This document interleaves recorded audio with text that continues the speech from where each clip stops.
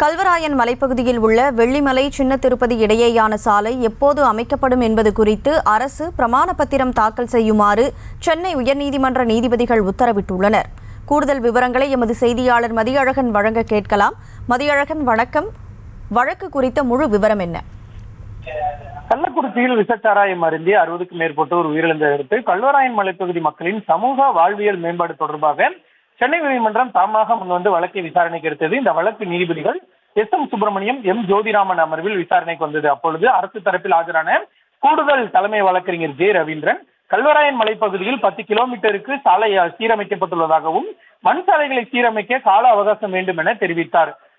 கல்வராயன் மலைப்பகுதியின் முக்கிய சாலையான வெள்ளிமலை சின்ன திருப்பதி இடையேயான சாலை எப்பொழுது முடிக்கப்படும் என நீதிபதிகள் கேள்வி எழுப்பினார்கள். இதற்கு பதிலளித்த கூடுதல் தலைமை வழக்கறிஞர், மதிப்பீடு பணிகள் நிறைவடைந்துள்ளதாகவும் கூடிய விரைவில் அந்த சாலை அமைக்கும் பணிகள் முடிக்கப்படும் என்று கூறினார். இதனையடுத்து வெள்ளிமலை சின்ன திருப்பதி இடையேயான சாலை எப்பொழுது அமைக்கப்படும் என்பது குறித்து பிரமாண பத்திரம் தாக்கல் செய்ய அரசுக்கு உத்தரவிட்ட நீதிபதிகள் வழக்கினுடைய விசாரணையை நவம்பர் 26ஆம் தேதிக்கு ஒத்திவைத்தனர்.